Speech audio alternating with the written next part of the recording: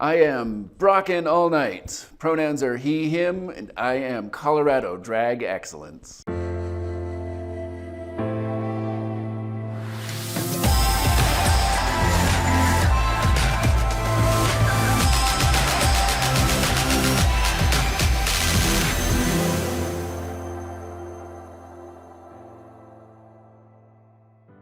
About 4 or 5 years. I've kind of lost track. I drank some.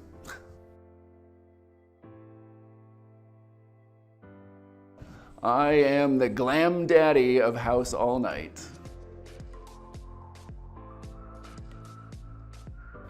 My drag aesthetic, little bit of cosplay, a little bit of sparkle, and an occasional mustache. No, because the aforementioned drinking, it's all a blur. I love them all.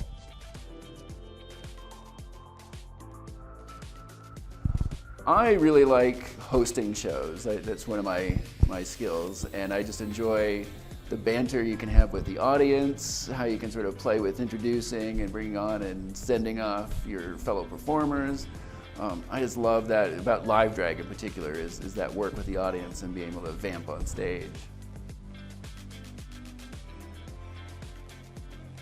But for me personally, drag is, I enjoy drag most when I'm performing. We've got a tight-knit show with our fellow House All Night people. That's when drag really speaks to me. Is when we've crafted a show, we're all playing characters, we've got tight sets and fun dialogue. So that's, for me, that's sort of the peak of drag.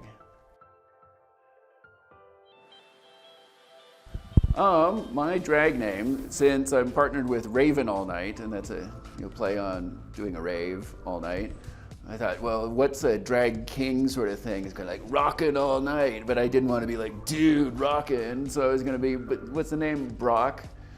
Brock All Night, okay, Brock N, and that middle initial, none of us knows what it stands for. It's a mystery. Someday it'll be revealed.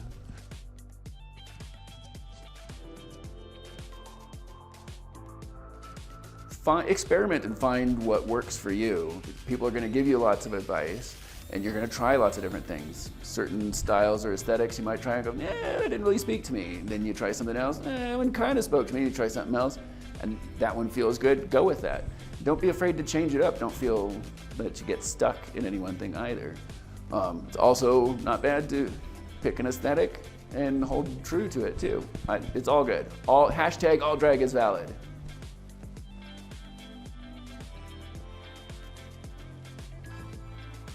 What I would like to see more of is making sure everybody is supporting each other and embracing each other's creativity. And also recognizing, and maybe this is something we can all take away from the pandemic stuff, is that drag doesn't have to be limited to the myopic vision of the nightclubs and the bars. That's not the only place and way we can express drag. It is great, we all love live audiences, but there's other ways to entertain live audiences.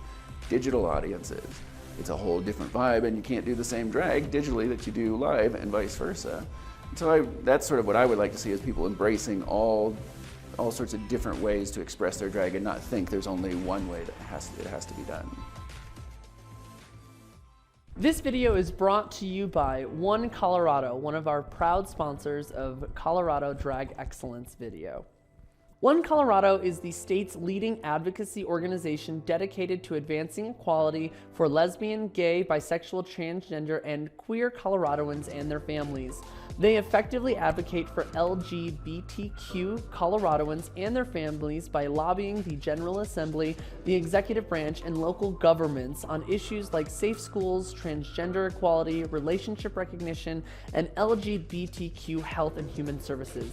Thank you so very much to One Colorado for sponsoring the Colorado Drag Excellence video.